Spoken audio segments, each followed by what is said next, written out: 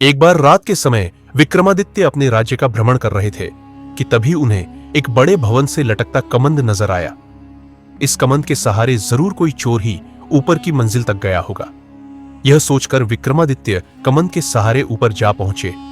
तभी उनके कानों में स्त्री की धीमी आवाज पड़ी, तो चोर कोई स्त्री है।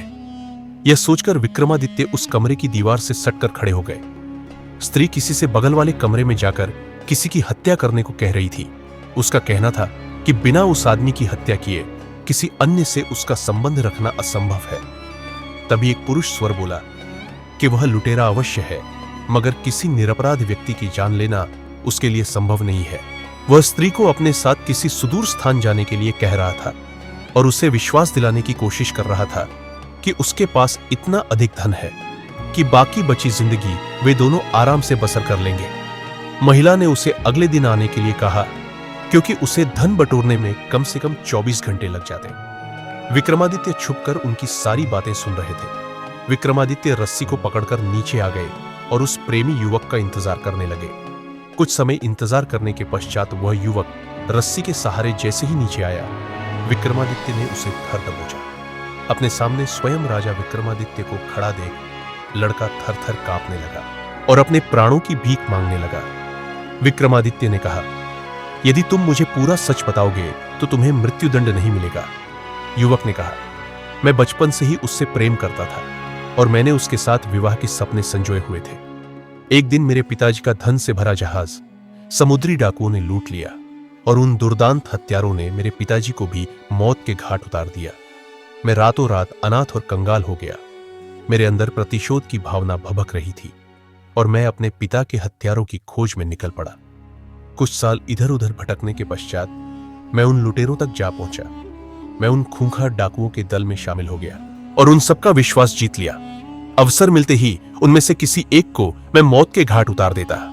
एक एक करके मैंने सभी डकैतों को मौत के घाट उतार दिया और लूट का सारा धन लेकर अपने घर लौट आया।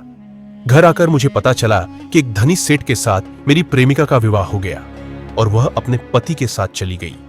मेरे सारे सपने बिखर गए। एक दिन जब वह मायके आई तो मुझसे मिलने के लिए आ गई। मैंने सारा वृतांत उसे कह सुनाया। उसने मुझसे कहा कि उसे मेरे पास धन होने की बात पर तभी विश्वास होगा जब मैं नौलखा हार उसके गले में डाल दूंगा। मैं नौलखा हार लेकर पहुंचा। तब तक वह अपने पति के पास चली गई। मैं हार लेकर उसके ससुराल जा पहुंचा और उसे पहना दिया तो उसने अपने पति की हत्या करने के लिए मुझे उकसाया। मैंने उसका कहा नहीं माना, क्योंकि किसी निरपराध व्यक्ति की हत्या करना मैं भयानक पाप समझता हूं।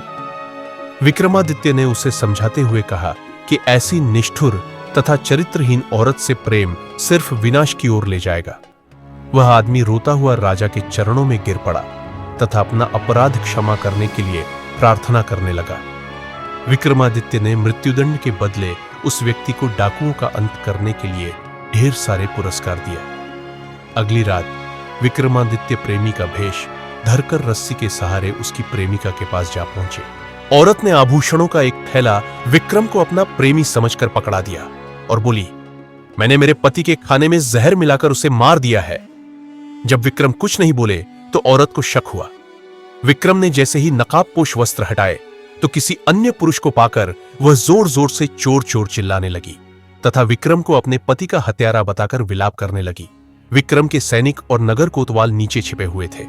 वे दौड़कर आए और विक्रम के आदेश पर उस हत्यारी और चरित्रहीन स्त्री को पकड़ लिया गया।